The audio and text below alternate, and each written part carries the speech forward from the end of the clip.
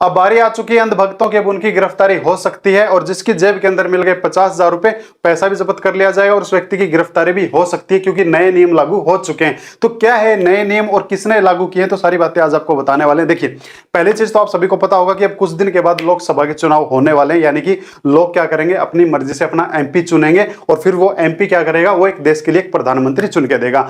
जिस दिन भी इलेक्शन की अनाउंसमेंट होती है उसी दिन लग जाती है जी आचार संहिता, यानी कि कोड ऑफ कंडक्ट। और जैसे ही आचार संहिता लगती है तो कुछ ऐसे नियम लागू हो जाते हैं जिनका पालन जनता को करना पड़ता है। तो इस आचार संहिता के चलते कुछ ऐसे ऐसे नियम जनता के लिए बना दिए गए हैं, अगर जनता ने इनका पालन नहीं किया तो फिर उनको सजा भी मिल सकती है। तो क्या क्या है नियम? पहला नियम तो यह बना दिया कि अगर किसी व्यक्ति के पास में यानी कि जेब के अंदर नगद 50,000 रुपया मिल जाता है, तो अगर कोई पुलिस वाला वो चेकिंग कर रहा है या फिर अगर कोई और ऑफिसर अगर उसकी वो चेकिंग कर रहा है, तो वो पुलिस वाला उससे पूछताछ कर सकता है कि इन 50,000 रुपए का करेगा क्या।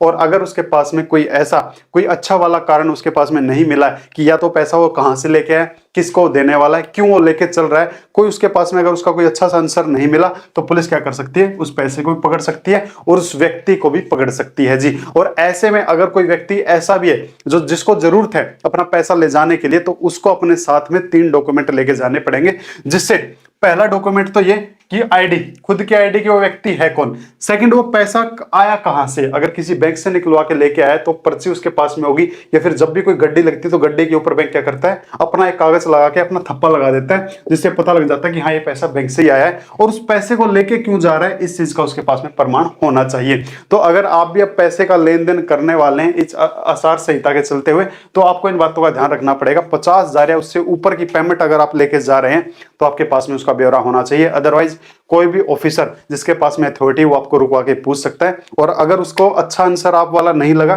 तो पैसे को पकड़ सकता है। सेकंड चीज, इसी पैसे के चलते में यानी कि इसी आचार संहिता के नियम को चलते हुए अगर कोई इंसान यूपीआई पेमेंट कर रहा है, फोन पे से, गूगल पे से अगर पैसे का आदान प्रदान कर रहा है, तो वहां पे भी क्या करेंगे, ऑफिसर जो है नजर बनाए रखेंगे, देखते रहेंगे कौन इंसान 50,000 से ज्यादा पैसे का लेन देन कर रहा है और कहां पैसा डाल रहा है। तो इस सारे अकाउंट की अब छानबीन यानी कि पूरी पैनी नजर से इसके ऊपर ध्यान रखा जाएगा।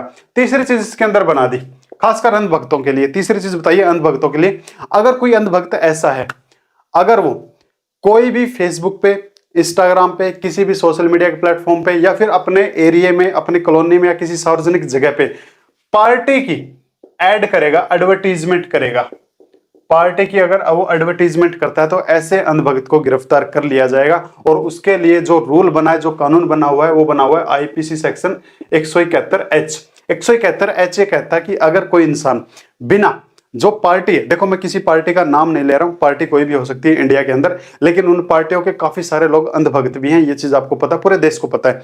तो वो अंधभक्त क्या करते हैं, उनका कुछ आना जाना नहीं होता, उनको पता है कि हमारी कोई वैल्यू नहीं, पर पता नहीं बेमतलब के ऐसे क्यों उछलते रहते हैं। तो वो लोग क्या करते हैं, बेमतलब अपना नाम, मैं उसकी पोस्ट बना के डालूंगा, मैं फेसबुक पे डालूंगा, मैं स्टेटस लगाऊंगा, ये करूंगा वो करूंगा।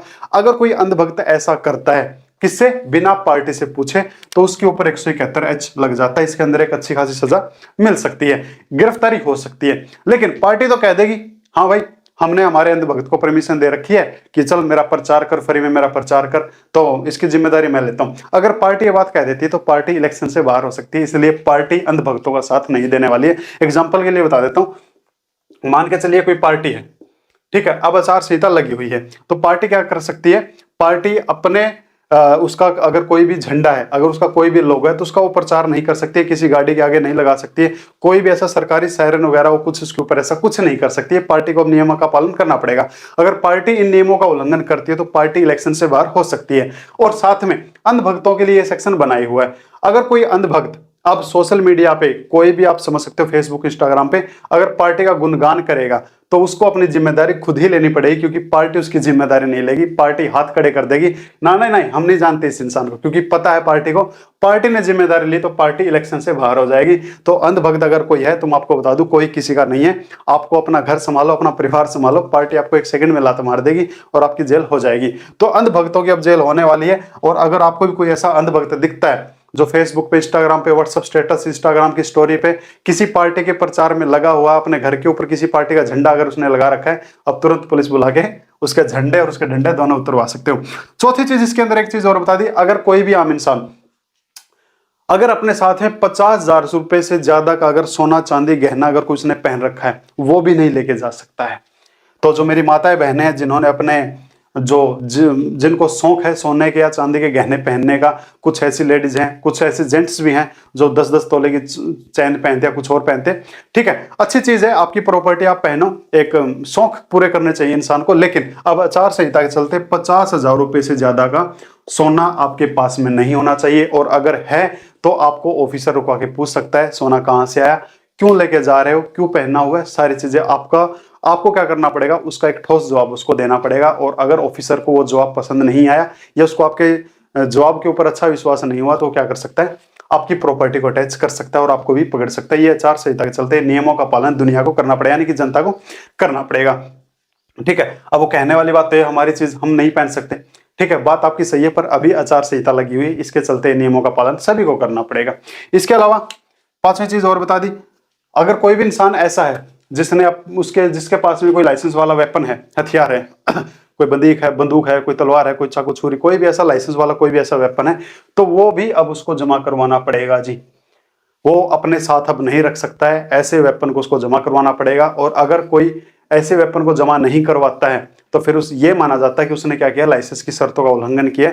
उसके लिए उसके अंदर आर्म एक्ट के अंदर एक सेक्शन बना होता है 30, उसके तहत में सजा मिल सकती है, 1 साल तक की सजा होती है उसके अंदर।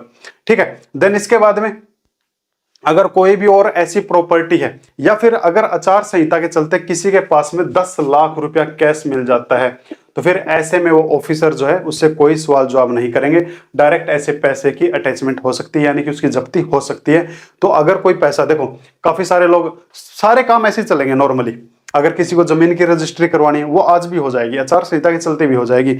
ऐसे में क्या करते हैं, मान के चलो कुछ लोग कोई प्लॉट खरीद रहे हैं, प्लॉट की पेमेंट दे रहे हैं, तो अब थोड़ा संभल के रहिएगा।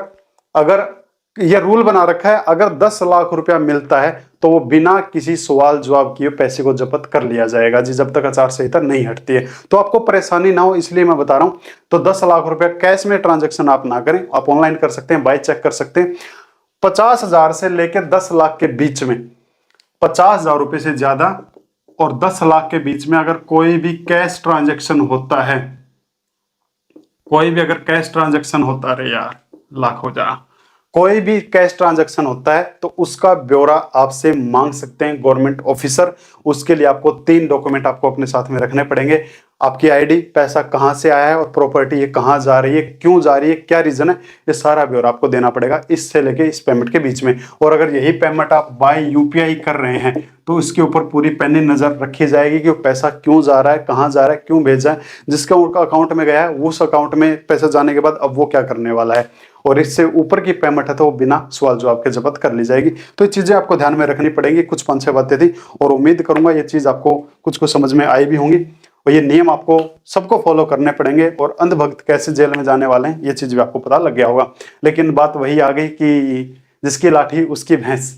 ठीक है, अब इस बारे में आपकी क्या राय है आप मेरे को जरूर बताएं, जिसकी लाठी उसकी भैंस है या नहीं है। क्योंकि दुनिया के अंदर फिलहाल, यानी कि अपने भारत की जो दुनिया है उसके अंदर फिलहाल जो हम सब देख पा रहे हैं ऐसा ही लग रहा है। क्योंकि अभी जो है 2 दिन पहले सुप्रीम कोर्ट के भी ये बयान आए थे कि सुप्रीम कोर्ट और जो छोटी मोटी कोर्ट है वो भी पार्टी के दबाव में आके चल रही है, यानी कि हमारी जो न्यायपालिका है वो भी दबाव में काम कर रही है, वो भी अपना इंडिपेंडेंट काम नहीं कर पा रहे हैं। तो कोर्ट भी किसी के प्रेशर में आके काम कर रही है, तो बहुत बड़ी बात होती है। और कोर्ट ने ये बात दुनिया को बताई है, ये और भी बड़ी बात है।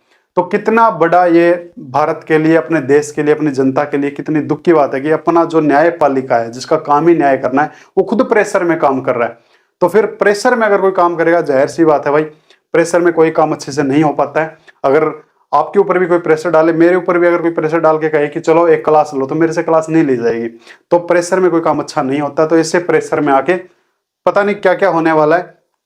खैर जो भी होने वाला है, आपकी क्या राय है आप जरूर बताएं, कमेंट बॉक्स खुला है, आप बताइए, हमारे तक आवाज आपकी आएगी या फिर कोई और लोग भी आपकी कमेंट पढ़ेंगे। आपका क्या सजेशन है हमको जरूर बताएं।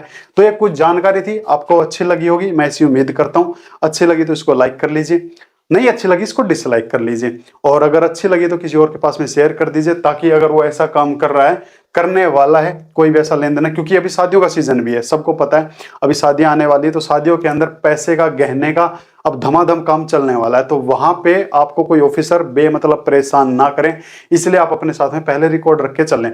सीधी सी बात यह है, जिसकी पहुंच ऊपर तक है शायद उसको तंगी परेशानी ना हो, लेकिन जो एक आम इंसान है, जो अपनी एक आम जिंदगी जीता है, वो बीच शादी में अगर उससे कुछ ऐसे सवाल जवाब पूछेंगे तो ऑटोमेटिकली बंदे का दिमाग खराब हो जाएगा। तो कोई आपको तंग परेशान ना करे, इसलिए आप पहले ही संभल के चल सकते हैं। तो प्लीज इसको शेयर जरूर कर दें। अच्छा कंटेंट लगा है तो आगे ऐसी जानकारी लेने के लिए इसको सब्सक्राइब कर लें। मेरे से अगर संपर्क करना है, किसी भी केस के बारे में अगर आपको डिस्कस करना है, चाहे कोई चेक बाउंस का केस हो, कोई प्रॉपर्टी जब्ती का अगर कोई केस हो, किसी ने कोई कब्जा वब्जा कर लिया, कोई डिवोर्स केस है, कोई तलाक दहेज वगैरह जितने भी केस होते हैं, मेरे से अगर डिस्कस करना तो डिस्क्रिप्शन में आपको मेरे लिंक मिल जाएंगे। तो थैंक यू माय डियर। फिर मिलते हैं किसी और कंटेंट के साथ में, उस कंटेंट के साथ में जो आप चाहो। Thank you.